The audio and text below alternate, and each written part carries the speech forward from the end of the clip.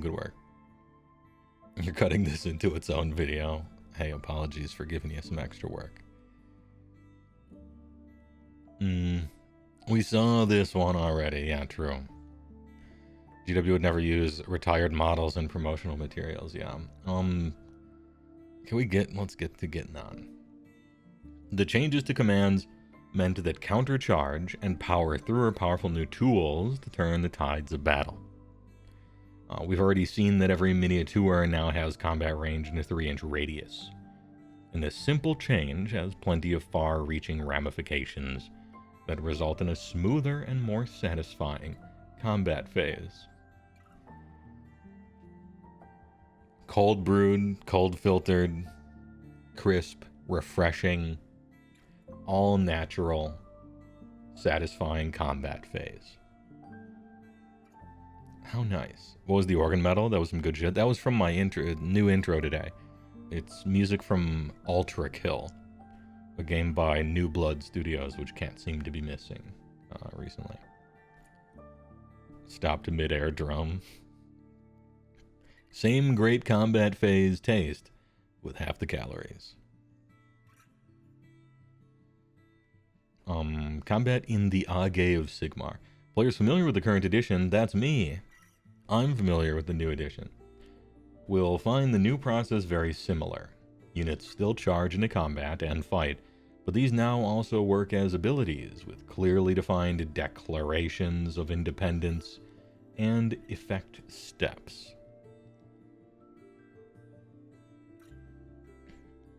Your charge. Oh, we had a question about charge last time when we read it. It seemed to imply that you had to roll before you decided to re-roll. Or the other way around, sorry.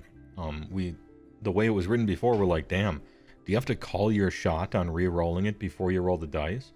That would suck, actually, and change a lot. But maybe you roll as part of the declare, and that would fix everything. And we didn't know yet, you know? It turns out, here we go, declare. Pick a friendly unit that is not in combat and has not used run or retreat. Then, make a charge roll 2d6. It's part of the declare. Matt Rose. Fixed. They knew. They knew. Also, this is getting into the gears of game design a little bit. You do want to randomly determine if something is going to work or not, probably as soon as possible in your different steps of doing something. Because it's simply a time saver. You don't want to have to pick a target and half do something, and then maybe the opponent has a chance to do something and you have to make a decision about it. And then after you spend maybe 20 seconds on that, then you roll a die and it turns out it doesn't work anyway. You might as well have shifted that die roll to the beginning. So you could be like, do I even have to think about this at all? Failed the roll? No. Okay, move on. Just for like streamlining play purposes. You tend to want to make sure something works as soon as possible in its thing. And sorry, Warbeard 227, my alerts are dead and I don't know why, and there's nothing that I can do to fix it at all. I apologize. Thanks for the $6.90. Sorry that the meme. Sorry for the no meme. I wonder what the issue is. There's just nothing I could do besides closing the stream and going offline and coming back online. I'm sure that would fix it. Anyway, Matt Rose does it again. It looks like codified in the charge is if it has not used run or retreat. And so a way that you could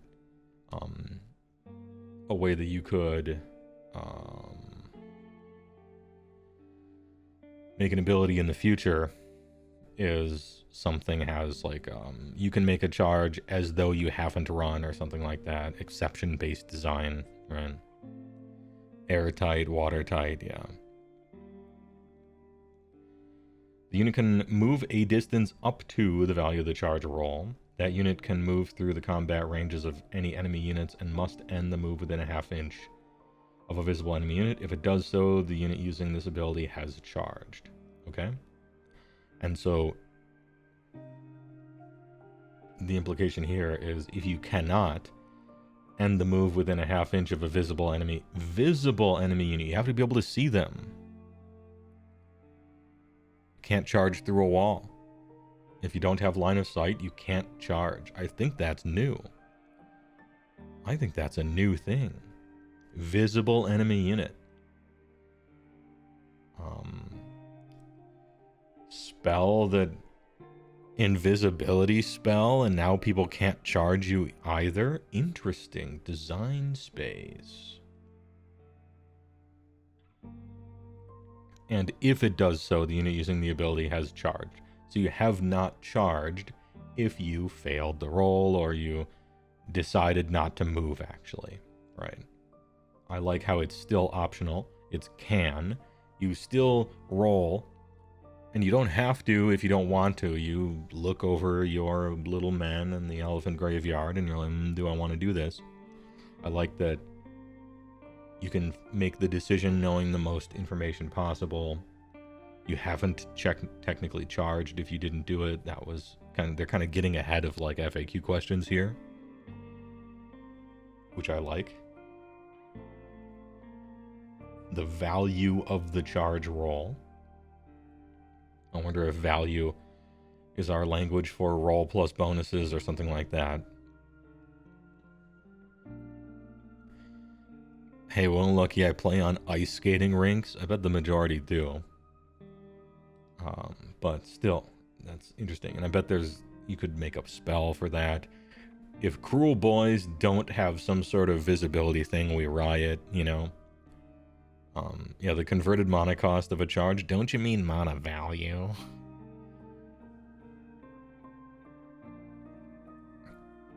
Three colorless. Don't you mean generic? Ugh. Yes, but can Matt Rule answer does 5 equal 10? Yeah. We saw a war scroll. It said 1 per 5. Right? If it was 1 per 10, it would mean 1 per 10. Self-explanatory. You hope Cruel Boy gets some BOC ambushing rules? Yeah, if somebody would get... I don't think this is how it works, but why leave a cool idea on the table? If somebody's going to get something like the ambushing stuff that BOC got, I mean, Cruel Boys is right there. They're just... Please. It would be cool if Nighthaunt could ignore the visibility thing. Yeah, Xeno. I didn't even think of that, but yeah, because they're ghosts. They can maybe they can see through physical objects a little bit, like some ethereal plane kind of Dungeons and Dragons thing. I think that totally fits. And you can be like, Nighthaunt can charge even if the target is not visible or something like that. I didn't even think of that, but that makes perfect sense. I think Nighthaunt, even more so than Fly, it would be neat if they phased through stuff. Maybe it's the same thing, it's just how you explain it. But yeah, pretty much that is just Fly, isn't it? I don't think there's actually a real difference. Do Nighthaunt technically even have eyes? Not sure. A lot of them are sheets, you know, with a skull underneath. They have magic eyes. Out of curiosity, when would it come up that a target isn't visible within a half inch? If there's a wall. So like you have one guy here, right here, and then there's a wall terrain, and then on the other side one guy. And he can't charge because he can't see him. There's a giant wall in the way. And so that would be a situation where you couldn't charge because you couldn't see them. That didn't have anything to do with, like, you know, when this unit's in cover, they're not visible, or some rule thing, right? My long answer, I guess, is terrain, which I would gather that the majority of players don't play with very much terrain. And even more don't use the mysterious terrain rules, and only half because most of them don't do anything except for arcane. Sometimes the other one actually as well, but but you can charge and go around the wall. You could if you could see it, but you can't, right? It's now right now you can, but in the future with the visible thing you can't, right? That's you saying, but I can charge and go around the wall is sort of like me saying, I could shoot your guys that are invisible because they're within range of my shots, but I can't see them. So, like, there would be the...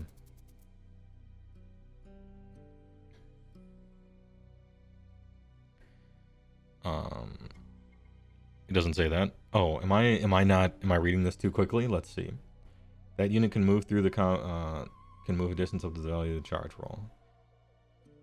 The unit can move through the combat ranges of any enemy units and must end the move within half inch of a visible enemy unit. If it does so, the unit using this ability is charged.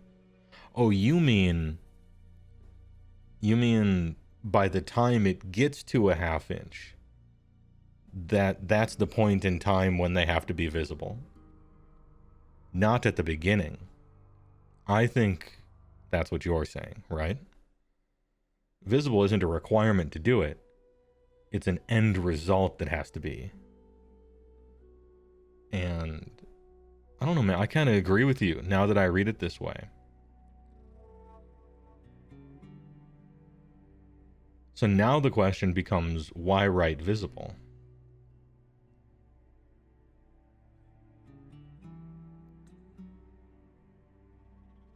Well, I guess it would be with abilities then. It wouldn't be terrain. I don't think you can make a terrain situation where you can physically get within a half an inch. No, it's still the terrain thing. It would just be that the unit wouldn't, if the unit doesn't have enough movement to go all the way around, but it could get within a half inch except there's a wall there, you can't do that, right? So that's what this stops. If the units are like right next to each other, but you couldn't have otherwise gone around. You can't fight through walls, in other words. And this applies to, like, if you're currently invisible, then, you know, it would still stop that. Okay, I think we've come closer to it. And it ends up being the same. I should have just pretended I knew, because it's functionally the same as what I said, except for a slightly different reason. Well, SJ, we'll edit that. I gotta look smart on YouTube. You know, this is the downside of doing React Andes. You don't read it over beforehand, as I don't. But the point is, I think we meandered to the correct outcome. Anyway, this is good. We were concerned it would be the other way. It's not. I like the visible change. It opens up some cool stuff for rules in the future.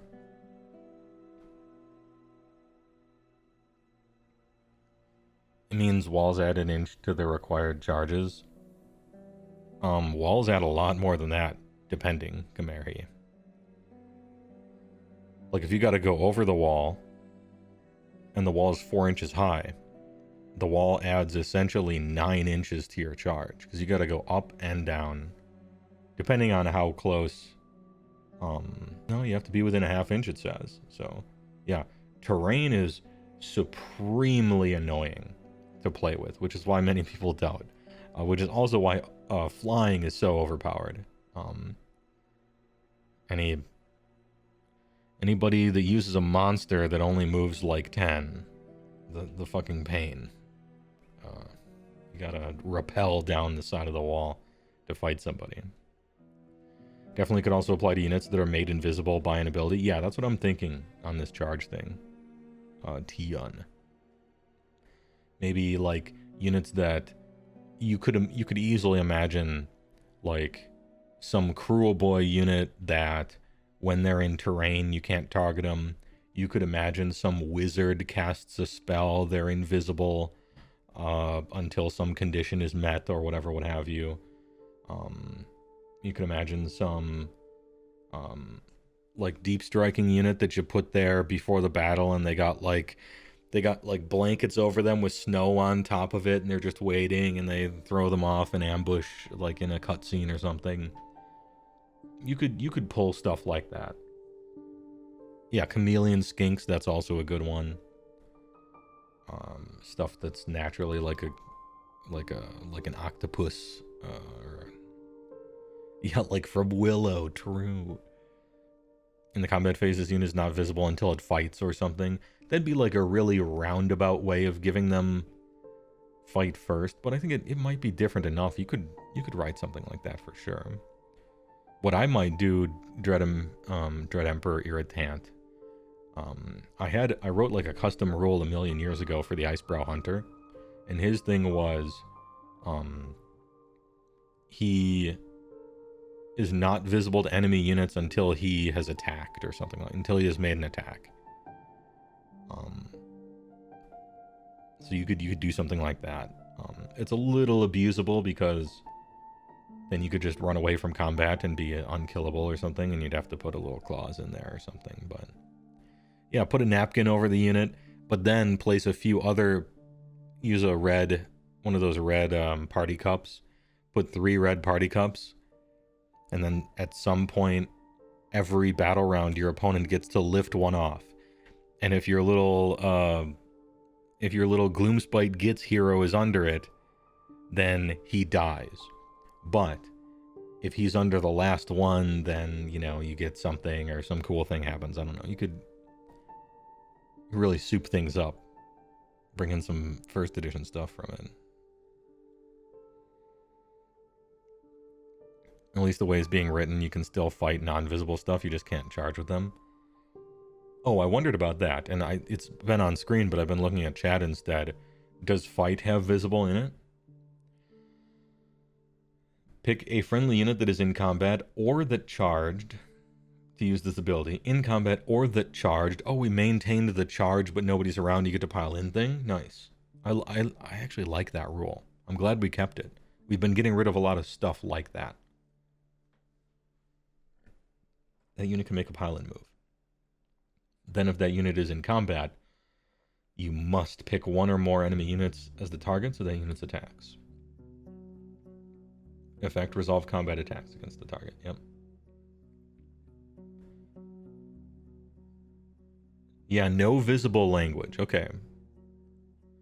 So you can still fight through walls. You just have to more creatively get into that position. But you can still fight through walls. You don't need visibility. You just need to be within 3.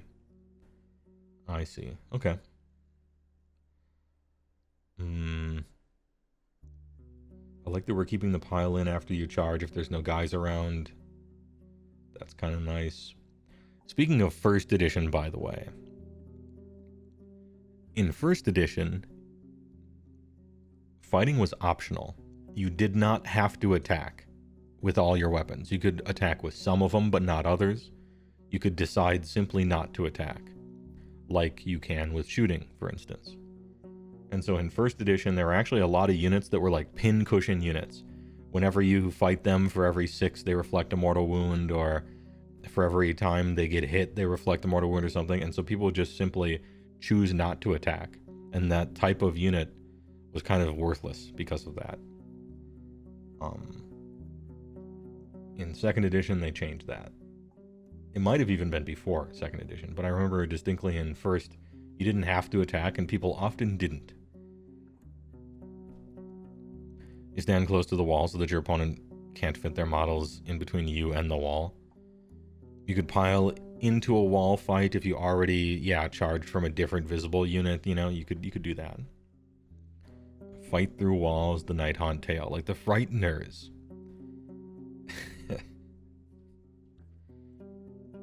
With,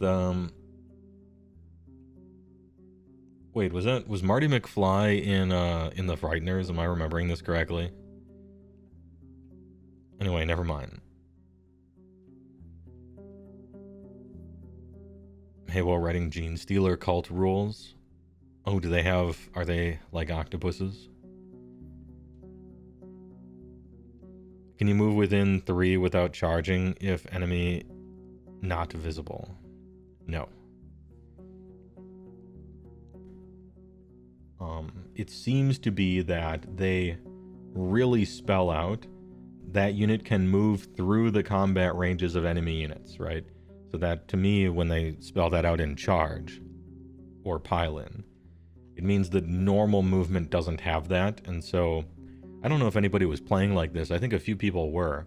But in Age of Sigmar, you have to drive your men like a truck. Usually people just pick them up and put them, right? Because it saves time. But you can't move through 3-inch combat of enemy units. You can't move through them and end up outside of it. And it seems like they're keeping that with this edition.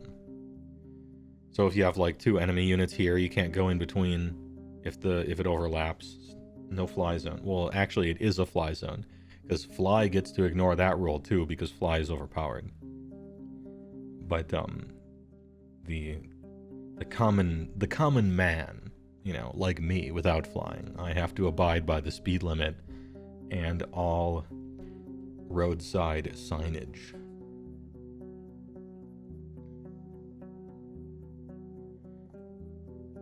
Dread Amber, in 40k, fight range was 1 inch or base to base, so people could hide 09 behind an O2 wall, so they were impossible to fight because you couldn't fit bases between them and the wall. You have a sneaking suspicion something similar is going to happen. Well, this one is just within 3 inches. You can, so far, you can fight if you're within 3 inches of anything.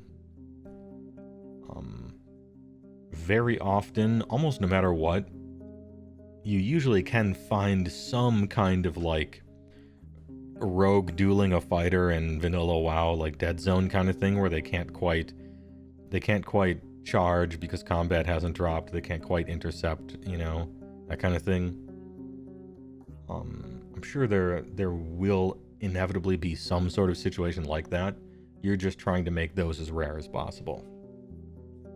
And so far, these sound pretty rare, but I guess who knows.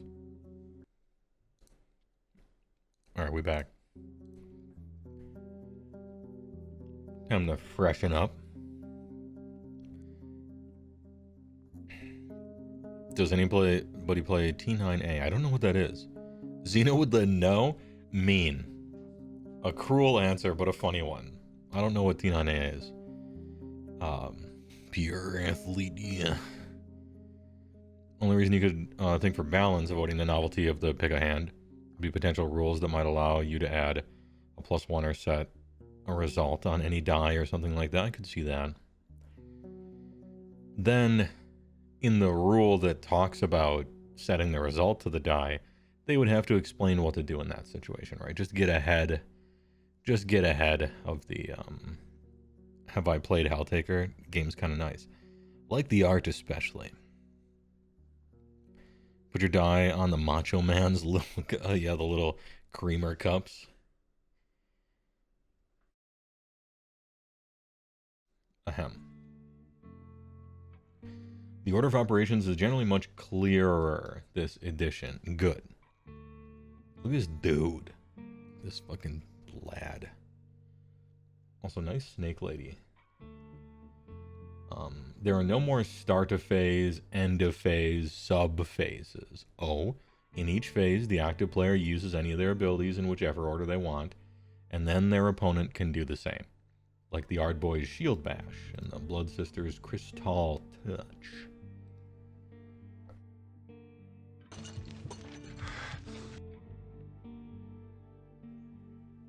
Good. Good, you just use your abilities. Good. She's got the touch. Yeah. Any combat phase. Ardboy's Shield Bash. Also, we noticed it last time, but I really like up here, any combat phase. Your combat phase. Opponent's combat. Just letting us know at the very top exactly when you're gonna be using this. Great. Big fan. Did you see the new DP flavor? Creamy coconut. I'm gonna try it next time I go outside, which is probably gonna be next week. I think maybe next week Tuesday. I think I'll go outside for grocery shopping. We'll see if they have it. I'm interested in the new DP flavors.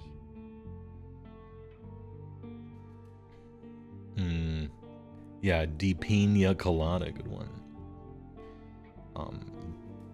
Pick an enemy unit in combat with this unit and that charged this turn to be the target. Okay, they had to charge, and so you got a little bit of an anti-charge rule here. Make a shield bash roll of d6 for each model in this unit.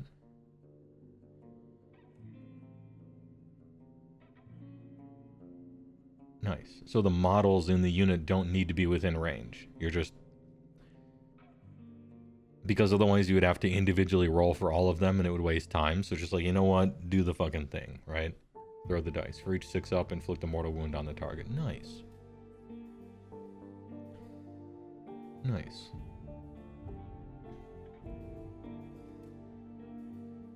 Sorry, not mortal wounds. Yo, I've been saying the word mortal wounds for 7 years.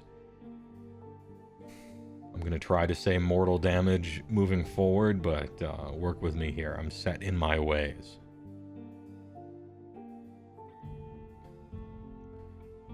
So allow me to, let's put this into perspective.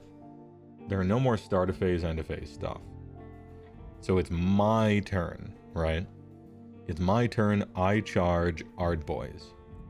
And I'm active player, so what I do is I declare I'm the active player, and I use any of their abilities in whichever order they want. So the opponent has to wait until I'm done with all of them, right? As far as I understand it. So it's my turn, I charge into Ardboys. Combat starts. I get to use all my abilities, and then one of the ability that I get to use is called Fight. And so I fight and I kill them all. And so they can't use Shield Bash because they're dead. But on their turn they get the Shield Bash stuff. So it's not really an anti-charge. On their turn they could Shield Bash, but only if their opponent charged on their turn, right? I'm interested to see what they're gonna do, because we saw another anti-charge thing. Remember the War Scroll we read Monday? People with lances got +1 rend against somebody that charged them. And I'm like, yeah, but they're dead. So who cares if they get +1 rend on their attacks if you're dead, right? I wonder what they're gonna do about that. I wonder if there's a way around this. Maybe up here, maybe all your non-fight, like because fight is an ability, but maybe it's a special ability where they're like, you get to use all your funny duddy abilities, and then the opponent gets to use all their funny duddy abilities, and then only after that do you start fighting, you know? Even though fight is also an ability. Maybe that's how they'll work it out, because otherwise shit like this wouldn't matter. You're dead, right? Maybe the combat phase will be special insofar as you use your abilities and then after that you fight, even though fight is also an ability, which kind of muddies the water a little bit here. Maybe later on do they... Okay, never mind. Yeah, they talk about it later. We'll figure it out later. Fight abilities go after all the others. Okay. So actually, there kind of are subphases then. They said there's no subphases. But if you fight after other abilities, and fight is an ability, then there kind of are subphases just without the names, right? Maybe that's just this person typing. I'm not saying it's confusing. I don't think it will be. But anyway, let's look at the Crystal Touch. Pick an enemy unit in combat with this unit to be the target. Roll a die. If the roll exceeds the target's health characteristic, the target has strike last for the rest of the turn. Okay. Yeah, you would have to order... You'd have to put all the abilities before fighting. Otherwise, Crystal Touch is shit, right? Well, okay, it's not shit if you fight with 2 different units in the same turn, but you get it. Also, it says roll a dice.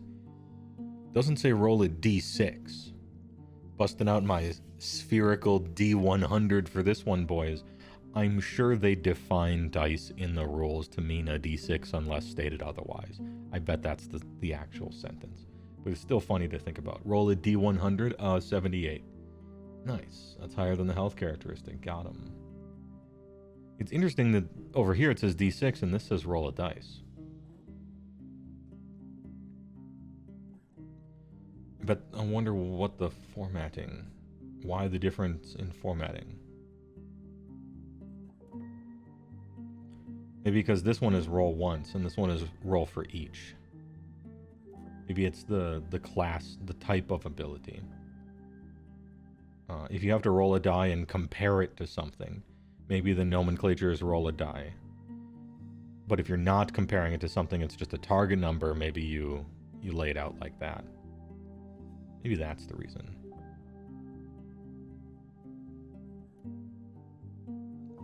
Everyone screaming at the screen as Heywoah theorizes.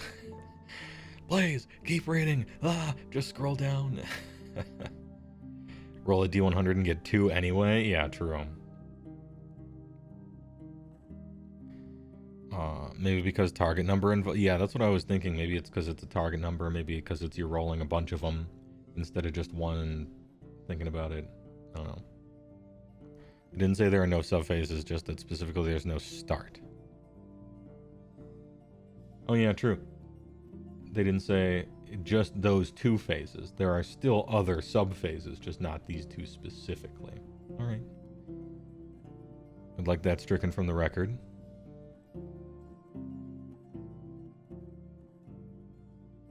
Maybe we were overthinking and they just messed up. Probably not. But who knows? The combat phase has one significant difference to the other phases. After both players have resolved any of their other abilities, they then take it in turns to activate units to use fight ability. Okay, so it's like we said. It's like we thought. Fight is a special type of ability. Starting with the active player.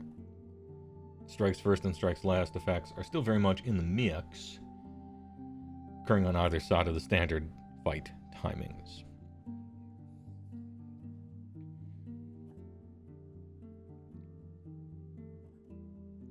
So no fight order bonus to charging? No. That's a 40k rule that makes sense in 40k land. But in Age of Sigmar, if you got to fight first when you charged, it would be like stupendously overpowered. Game warping almost. Because you got to remember in AOS, it's an entirely combat-centric game. At any one time, there's probably no more than 5 individual units in the entire game that meaningfully shoot, really. Everybody whines about them, everyone complains about them, but really at the end of the day, for all intents and purposes, there's almost no shooting in this game that really matters. And so as a combat-focused game, if you got to always strike first when you charged, as a core rule, that would be kind of absurd. As an army rule, fair, because now you're balancing around that and stuff, but...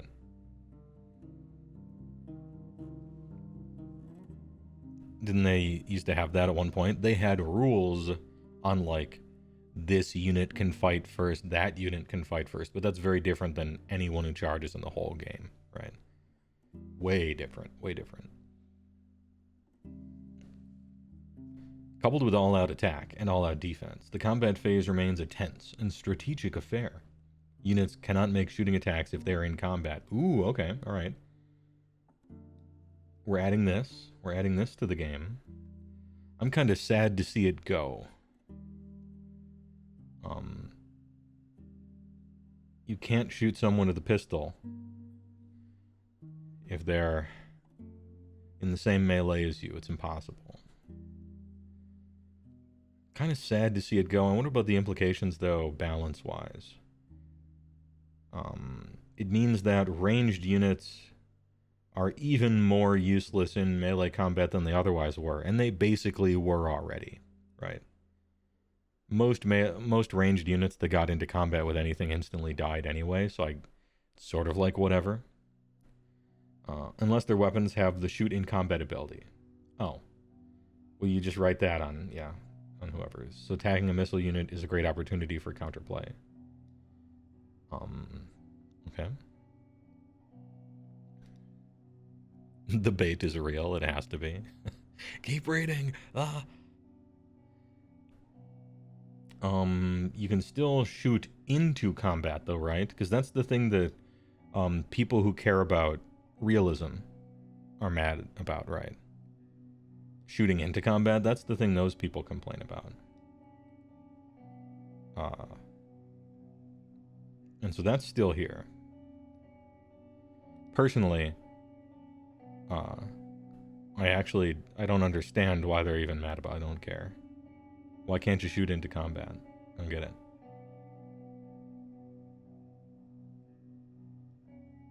You're a stickler for realism with an army of magma salamanders? Yeah, I just think... I don't know, man. It feels like the wrong... It's so easy to write off any realism problem with, but there's dragons and magic. Like, that's simply too easy. I think it's almost a cop-out in a lot of ways, right? Oh, who cares if this thing isn't realistic? There's dragons in the game. Who cares if that thing isn't realistic? There's magic in the game. Well, magic makes sense because it follows rules. You explain that magic is real. A lot of times, you actually want the parts of the game that are closest to the lives of the players are going to stick out like sore thumbs if they're not realistic.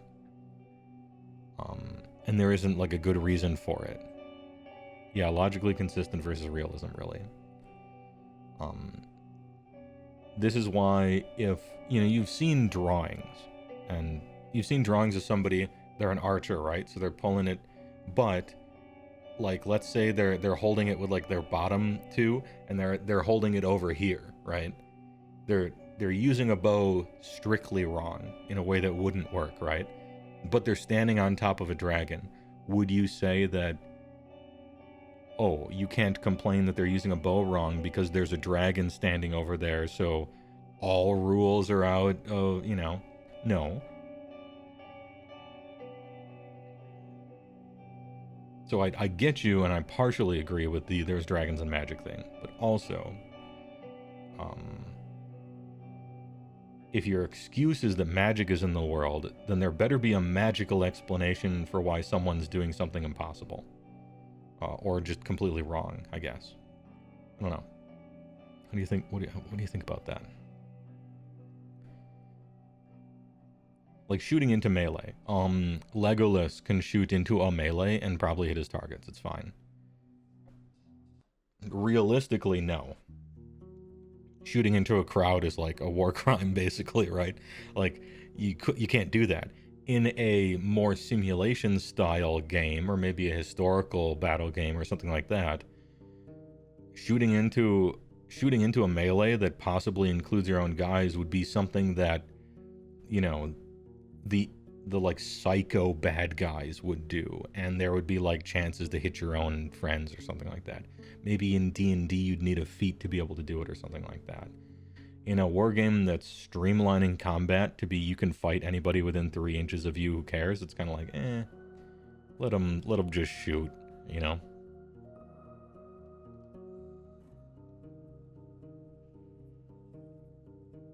If there's no need for realism in a fantasy game, then why do dragons have wings to fly? Yeah, kinda. Let me guess, Heywoah disrespecting precise shot. Take that -40. No, I'm just saying you need a feat for it.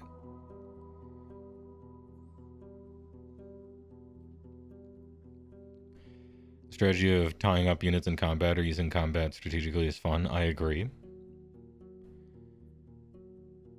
Skaven should get bonuses to shooting into combat. Yeah. Something to do with realism. A good game is a series of interesting decisions, and combat is a tool. Making shooting more interesting is something you enjoyed in Tober systems.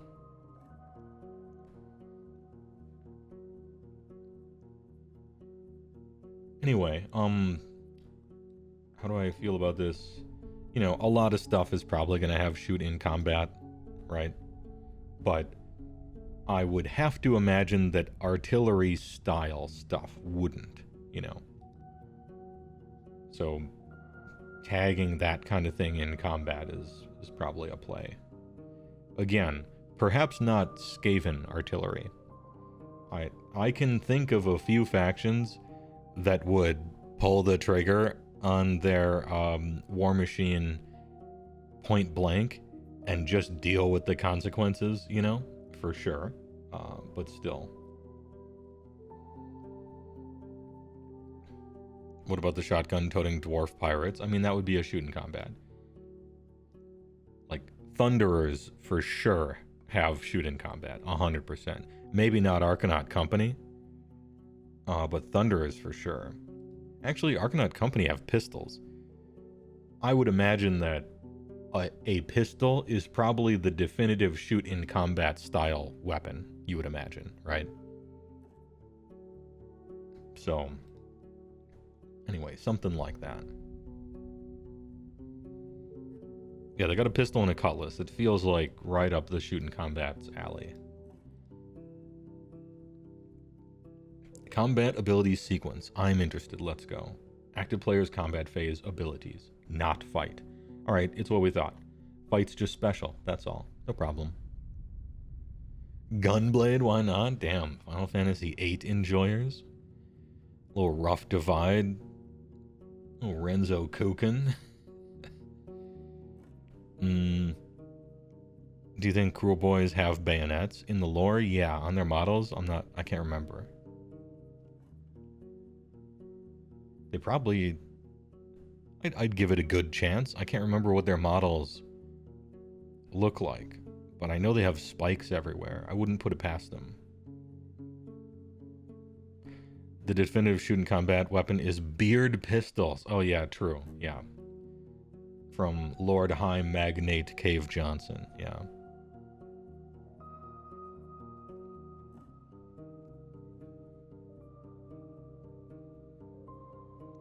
Lord of the Rings allows evil armies to shoot into combat with the risk of hitting your own guys. Good armies aren't allowed to. Yeah, that makes perfect sense to me.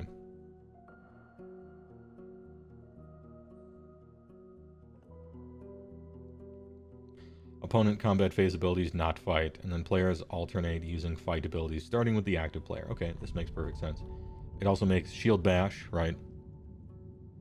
Shield Bash good.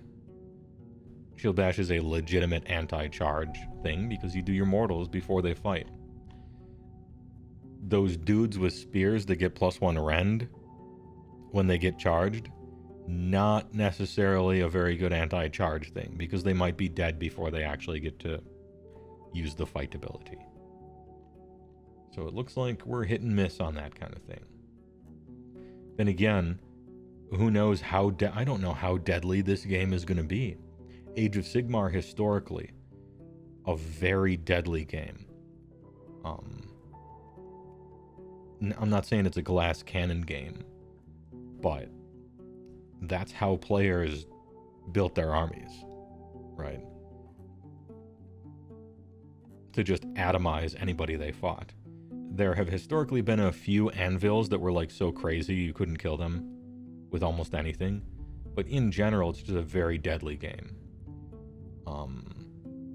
Maybe Age of Sigmar 4th isn't. Maybe I'm thinking about the +1 rend against the charge thing in the context of how AOS so far has been. If a real hammer charges you, then you are dead. That's it. You are simply dead, right? But maybe that's not how it'll be in 4th Ed. They were looking at all the war scrolls, right?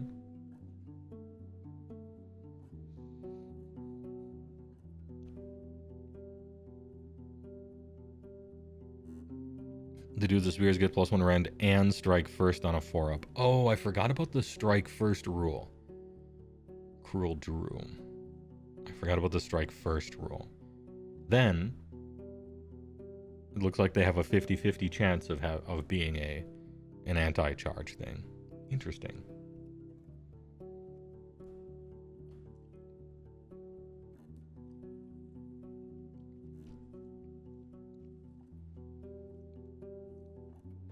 If you have one anti-charge unit share, but if you're running 3 units Hard Boys of Spears, unless your opponent is fighting first across the board, in general, that kind of thing would... I mean, are you guys getting into that many combats?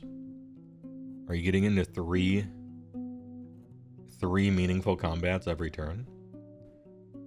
I don't play with a lot of models on the table, so like most of us don't have 4 monster trucks. Yeah. All of this will serve to inform whether or not a bunch of this kind of thing happens, right? How many fights are you trying to get into on your turn? It kind of depends on a bunch of the underpinning rules.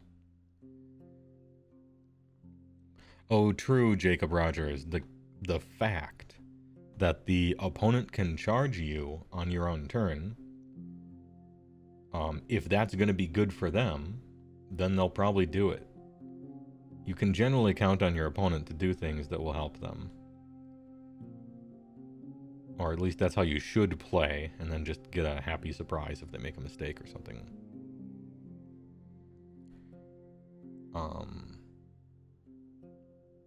Man, this is too slow. We're looking at the same page for like 15 minutes. Please speed things up. I will not. But thanks for the comment, and don't be mean to that person. They're probably looking for maybe like a video or something, but this is live, so I have conversations with viewers.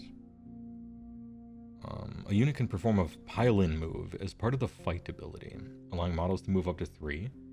Every model in that unit... Oh, okay, we're going to get... I don't know why they just state that up here. I'm just going to read the actual rule, right? Some abilities such as fight abilities allow a unit to make a short move called a pile-in move to get into a better position for combat. To do so, if your unit is in combat, pick an enemy unit in your... is in combat with to be the target of the... So you have to choose a target for the pile-in move. It's kind of mostly similar to what we're doing right now, right?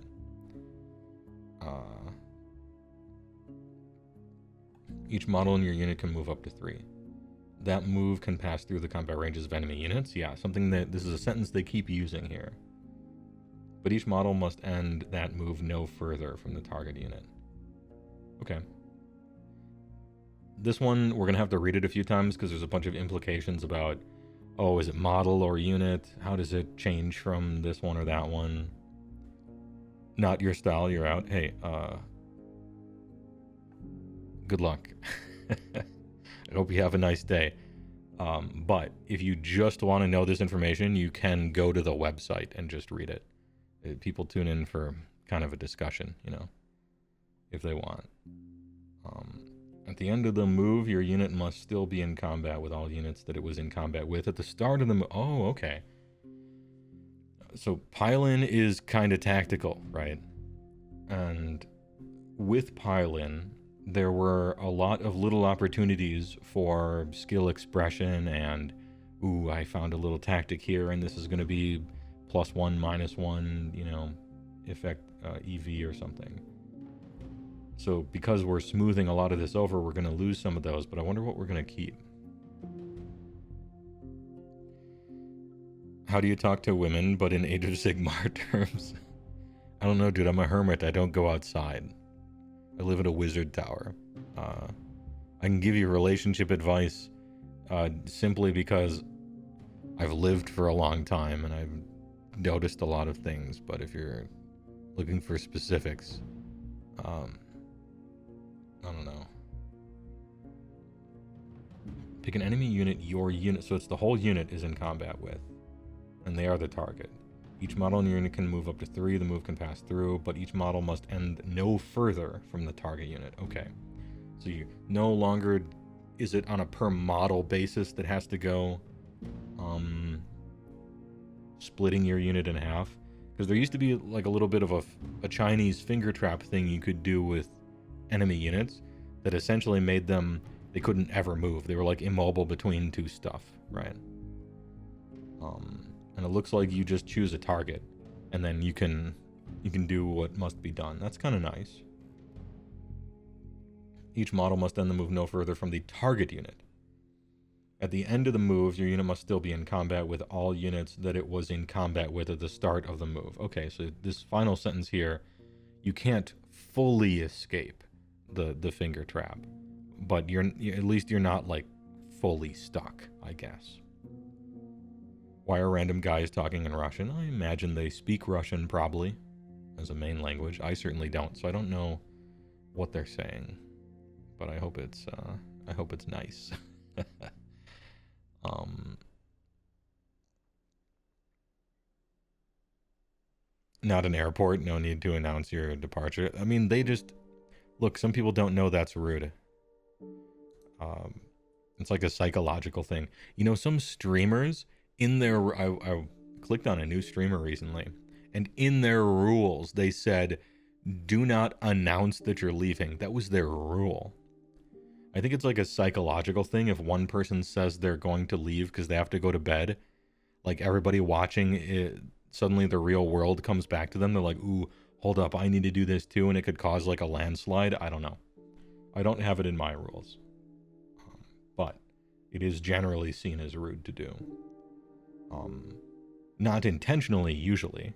Usually, it's just some person who's like, "Oh, I'm in a place where I like the community, and so I would feel bad if I didn't say goodbye to everybody." But like the knock-on effect of that ends up being bad. It doesn't matter. Yeah, you can leave a toe within 3 of the other thing, which is kind of neat. If your unit is not in combat, each model in your unit can move 3 in any direction. Oh, just anywhere. And it can pass through and end within the combat ranges of enemy units.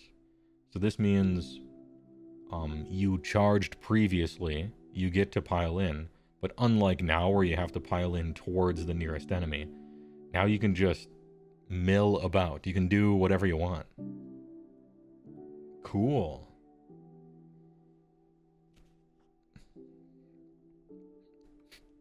Like 99% of the time, any direction means towards an objective or away from the opponent, but sure.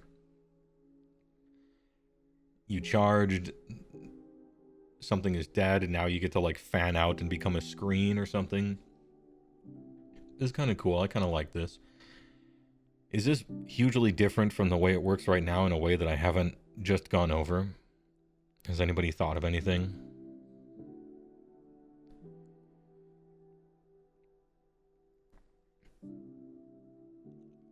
Means you got to be like 10 times more mindful when charging, because if you screw up and tag a huge hammer unit, you can't escape it anymore. It was slow, but you watch Family Guy in a split screen. Interesting. It was slow, but you muted and turned off the screen and watched Rob the Honest Wargamer, so it's cool. Hey, alright. That's still helping me with viewer numbers, so I appreciate it anyway, even if you're not. MWG Josh, thanks for the tier 1, appreciate it. New subscriber, possibly. I want to say I was on an escalator, and I might have seen you at Adepticon, but you were talking to people, and you looked important, so I didn't want to butt in. Anyway, thanks for liking my stuff, even though it's slow. Take our time over here. Charge thing, kill it with impacts, move in any direction or on the objective. Yeah, I like that. I like that. If you're within like 5 inches of an enemy, then you could fight them. Yeah, you could. You pile in 3 towards them. Now you're within 3 and everybody fights. Kind of sick. Hold on, let me reread this fight section.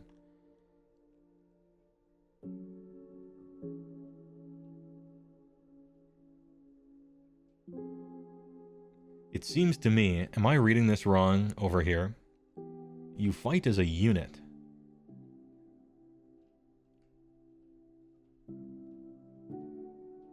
So the models in you, if the model in your unit is outside of 3, it can't fight, right? I assume, or it doesn't get attacks. I assume that's how that works. It has to be. I wondered if it really clarified it up there. So sometimes you do still have to measure stuff. Josh, if he looked important, it definitely wasn't me. Oh. Well, hey, alright. Same. Heywoah is like the anti-cocoa melon. Is that a moisturizer? I think I use that. You know, white people can get ashy too. You just can't see it as easy. Especially in the winter. You know, moisturize up. Do you still only pile in if you charged? Yes. So, being granted a pile-in move is contingent upon either being in combat or having charged. Pick a friendly unit that is in combat or that has charged, right? So those are the two ways that you get a pile-in move. You don't get a pile-in move if you're just standing somewhere and nothing happens around you, right? Like you have to unlock it somehow. Fighting is the thing that lets you pile in, not charging specifically. Yeah, it's a cascade, so you may fight if you're in combat or charged, and then hence you can pile in as part of the fight. Is the full domino.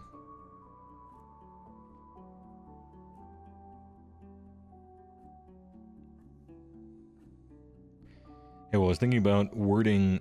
Does it mean that you can only finish the pile-in only within the units you started with? Wait, let me read that again. I was thinking about wording. Does it mean you can only finish the pile-in only within the units you've started with? Let's read. You pick an enemy unit.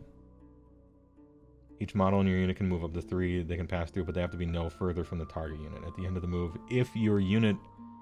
Yeah, so if your unit was in combat with something else, you can't, like, leave combat with one of those units, right?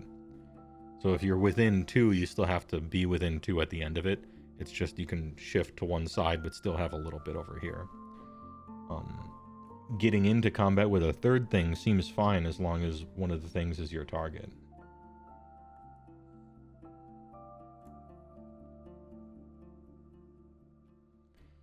Your target has to be a unit that you're in combat with, though. Your target cannot be a unit that you're not in combat with. It looks like. Yeah, Cascade from Magic, that's the cool one. Or Discover if you want the new version. The out-of-combat pile-in isn't going to be super common without the ability that lets you do it. Yeah, like, the piling in, but you're not in combat is probably just going to be, like, for stuff with huge impact hits, probably. For the most part. Or if you charge with 2 guys and the first guy kills all of them, and the second ones get to pile in. Stuff like that, I bet. Big Cull.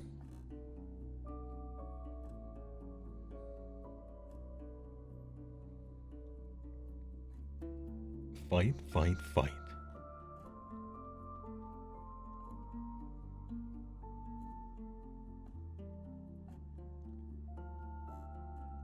To kill a guy and then activate with the unit that didn't kill the enemy pilot? Yeah, that's what I was thinking. The process of working out combat will be familiar to players, with a few key changes. Unmodified rolls of 6 are now critical hits. Let's go. A term that can trigger a range of new effects on attacks, while mortal wounds have been renamed mortal damage. I am struggling to call it that, but let's go. Overall, rend has been reduced throughout the game, and while you can still positively modify your save profile with all defense, this remains capped at +1. Hopefully we don't have stupid math to do. Most factions lack any other tools to further increase a unit's save, so save stacking, the process of negating rend by adding extra save, is largely a thing of the past. Good. Good. This was, I thought, a problem. By the time it got down to, like, players complaining, usually it was there's too many mortal wounds in the game, or mortal wounds are too good. I felt that the source of that problem was the fact that rend was not pulling its weight. It was kind of like you did mortal wounds or you didn't do damage. Now that's way oversimplifying, but anyway. Also, yeah, it says most factions. Obviously there will be some. We know that Stormcast can do this. They have best day ever in Stormcast, but that makes sense for Stormcast. They're using golden full plate made by a dwarven god out of the shattered core of a broken planet. Yeah, they can save stack a little bit. Makes perfect sense. Oziarch Bone Reapers. I bet, are going to be able to save stack. Makes perfect sense for them. Fire Slayers, probably. Nurgle, probably. You can think of, I bet, 5 or 6 factions out of the 25 or 26 factions that will probably have some sort of either save stacking rule or some other defensive style rule that ends up being about the same thing. It's just such a huge difference between core rules that everybody has versus the defensive armies get, you know? So maybe the game is getting less killy, as somebody mentioned. Huss Bear, thanks for the tier 1, I appreciate it. Also, thanks for gifting a sub to Cool Whip, to the Whippy Glizzy. Huss Bear was the first, so you gift subbed to somebody and then you subscribed yourself. Was this a mistake? I don't mean to put you on the spot. Did you mean to subscribe and you accidentally gifted someone a save first? Alright, we're good. Alright. Yeah, I don't want people to like accidentally into giving me money. TY. Hopefully no more always having one-up saves for the most important fight every round. Yeah, Smugastolfo emoji, I agree. You will when you're fighting Stormcast, but that'll be like a defining characteristic of Stormcast, which I think fine, you know? Gift sub, then subs afterwards. I mean, it sends a message, and I rather think it's charming. It's like some of the, there's like Chad new viewers, and sub or gift a sub before you sub is one of them, and the others are the people who they subscribe, and they're like and it's like thanks for being a 7-month subscriber, and then they type no problem, and no problem is the first time they've ever typed in chat. I'm like, okay, good work.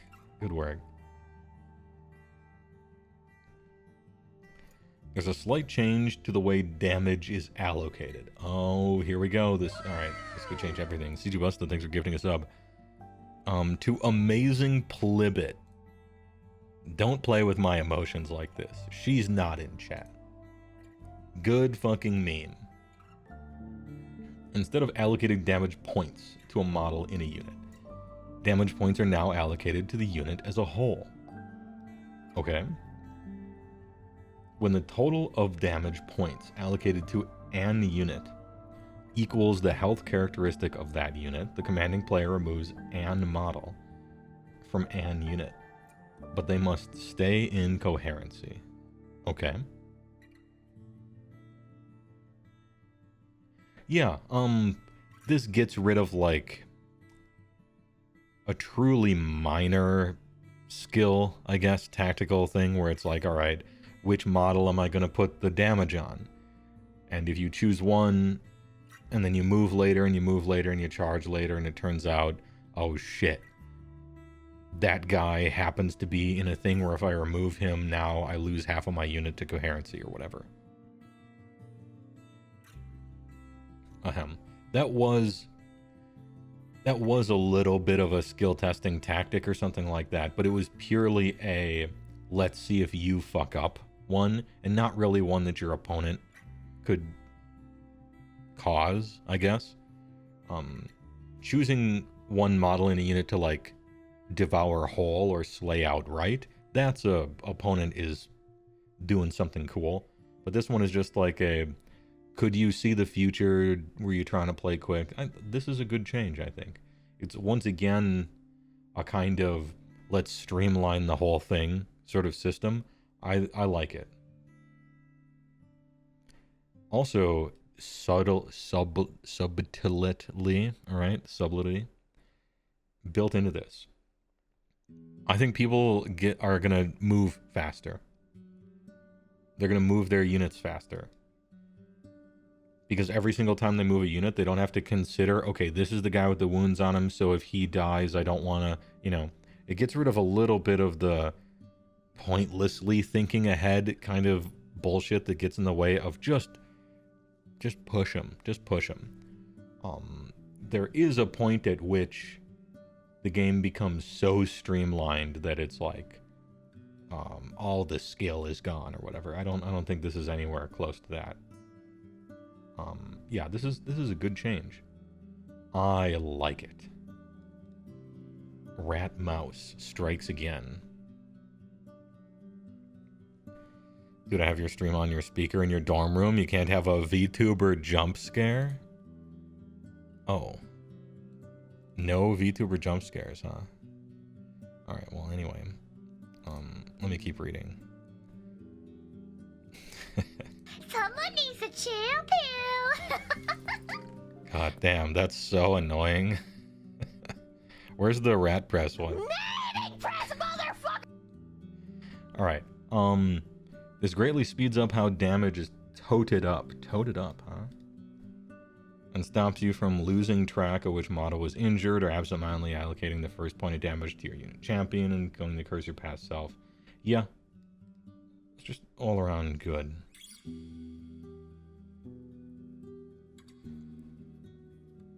Sentence written a bit weird to me. Can someone in chat tell me if this is the same way 40k 10th does it? Oh, I don't know. Yeah, I don't know about that. It also stops you from leaving literally one guy at the end of a chain of chaff wall that's in combat with another squad that has yet to fight, yeah. So fucking big, eh. I'm sorry, my dude, but you're huge.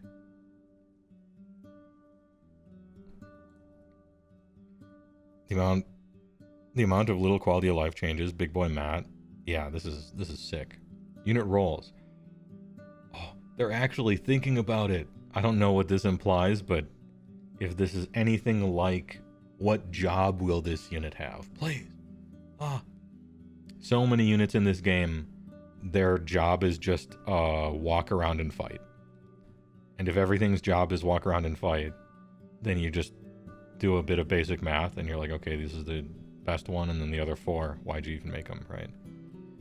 With combat range gone, you might have some questions about how a warrior with a hammer is set apart from one with a spear. Yeah, you know I do. I'm looking forward to learning about this. This has been handled by further differentiating the role of each unit on the battlefield. We're safe on fire.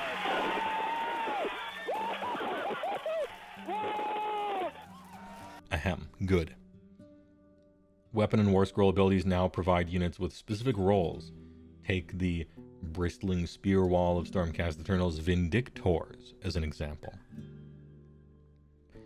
Let's fucking go. They have Anti-Charge Rend 1 as a weapon ability, granting additional rend when they are charged, while they have the opportunity to strike first if they successfully hold the shield wall. Okay. We didn't see hold the shield... Did we? I can't remember if we did. Anyway, I know the anti-charge thing that we saw before.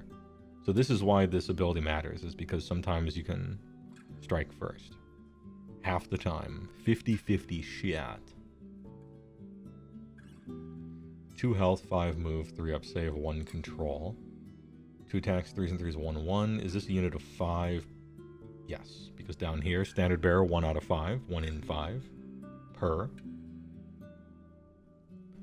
So 10 attacks, 3s and 3s, 1-1. Anti-charge, run 2.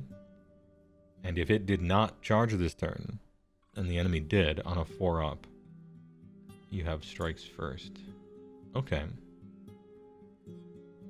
Very interesting.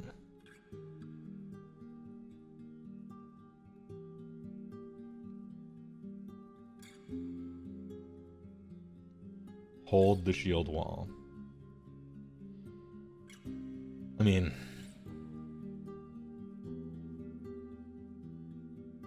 the reason they're striking first is because they have spears, not because they have shields. Shield feels like more of a defensive thing, but I'm quibbling about the name of this rule, and I actually don't care at all, so it's fine. Greater combat range and no battle shock makes seething. Rule that's seething. Hordes of clan rats and crypt ghouls more dangerous, but monstrous infantry like Kroxigor love to cut a bloody swath through these teeming mobs. Their anti-infantry +1 rend devastates Armauer, while the Brutal Blows passive ability can pulverize 4 bodies in a single swing. And they get 4 attacks. Whoa! That's 4 attacks now.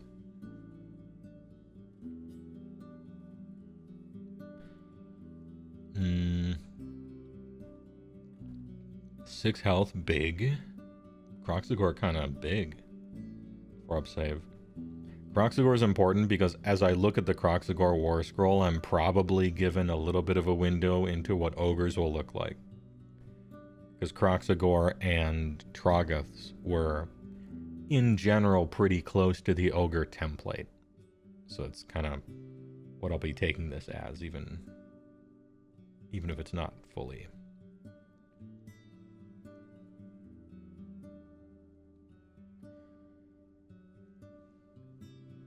Drake Bite Maul. 4 attacks, 4s and 2s. Rend 1 damage, 2 anti-infantry. And then 1 in every 3 models can replace with a Moonstone Hammer, which is 3s and 2s, 1, 3. That's a nice weapon. 3 up, 2 up, 1, 3. 2, 3 versus infantry. No bites. No Ford F-150 crushing bites, huh? Alright.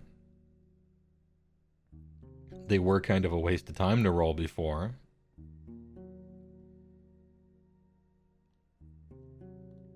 No stupidity if there isn't like a skink nearby or anything like that. No more skink keyword even. Bertle Bowls. Add one of the damage characteristics of this unit's melee weapons for attacks that target an enemy unit that has 10 or more models. Okay. Who knows how common that will be in the new game, but 3 damage, 4 damage, Ren 2, kind of nice. So you are, it looks like your role, your unit role is anti-infantry. As long as we have enough reasons to be running big units of infantry, then there will be reasons to run anti-infantry. Although I'm a touch concerned, because if one of these unit roles ends up not being wholly adopted, it can have a cascading effect.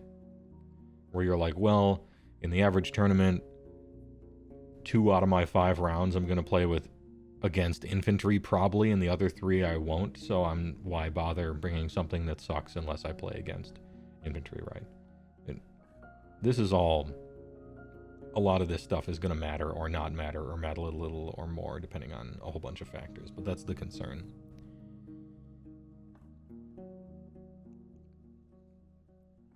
This is also the non-elite Croxagore, so who knows what the big boys will look like.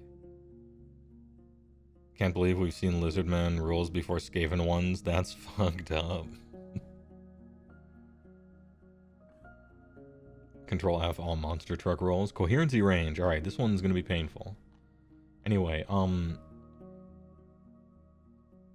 we have a unit roll for anti-charging, which you could say is maybe not really an anvil. Anvil's more about just surviving. This is about punishing, Unit rolls, anti-charge, anti-big units of infantry, or maybe even just anti-infantry, You could imagine speed bump or chaff, anvil / tar pit. I wonder how many of these unit rolls we'll have, and how tempting taking the unit rolls will be for the majority of armies. Because there's no sideboards in the game, so people gotta build against the field. And maybe that's just gonna be a list building choice. But anyway, it's a really good thing. I just hope they implement it well. The chaff sweeper, the slappa choppa. Coherency range. All that moving, charging, piling in, and general jostling around is also tied into coherency, which represents how units move and fight together. The coherency change of units is now ½ inch, and models must remain within range of at least 1 other model in their unit. Okay, so not 2. You can make lines. Please clap. Good. That's fine. I think making a line, it's fine. Bad formatting. Oh, okay, so they go over the real rule later. Terrible formatting. Clap is about to be refunded. Oh no. Alright. Models and units of 7 or more fighters must remain within coherency range of at least 2 other... Okay, fuck you. While certain units, especially those composed of large models like Storm Trade Guard, have a larger coherency range noted on their war scrolls. Coherency is measured horizontally, which means height differences don't matter.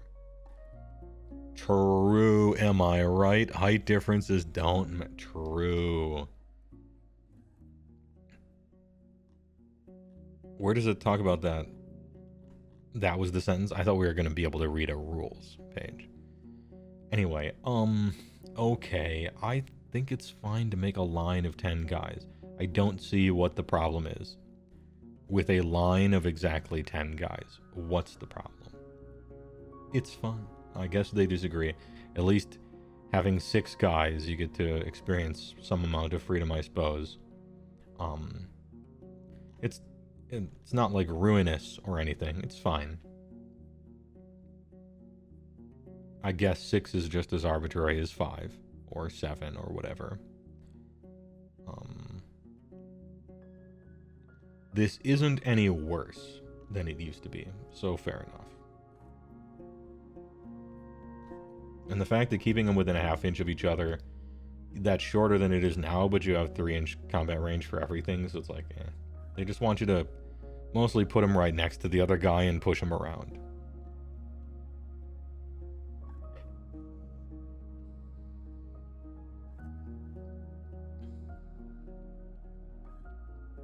Retreating. Battleshock has gone because to fight in the Age of Sigmar is to fight for the fate of the mortal realms. Armies engage in battle with utter conviction. Ugh. And battle to the bitter end. But retreat is now an ability used in the movement phase, a tactical decision that comes with a cost of D3 mortal damage. Though some wily units may be able to use special abilities to slip out of combat without reprisal, including certain Skaven. Oh! You retreat out of combat, you take mortal wounds. Mortal damage now. The fighters disengage from combat, though, at the cost of lowering their defenses. Yeah, I mean, you're going to take a pot shot, right? You're going to take a pot shot if you run away. That makes sense. Pick a friendly unit that is in combat to use his ability. Inflict D3 mortal damage on that unit. The unit can move a distance up to its move characteristic. The unit can move through the combat ranges of enemy units, but cannot end the move within an enemy units. Okay, so retreat is costly now. You take a dam. You do it in the movement phase. Okay. It's doctor damage now, yeah. Stand and fight, you cravens. Yeah, and if anyone was wondering who they're talking about specifically with ways to run away, it is certainly Skaven. I'm sad about this a little bit, because tactically retreating onto objectives is how I won most of my games in the entirety of 2nd edition Age of Sigmar. But, game's different, we'll see. We'll see how it works out. I think retreating was generally pretty rare. Do you agree? Think about the average player, you know? Like, in general, just people playing on ice rinks, sometimes with terrain, sometimes not. I don't think people retreated a lot. So I'm wondering why you're punished for it with this.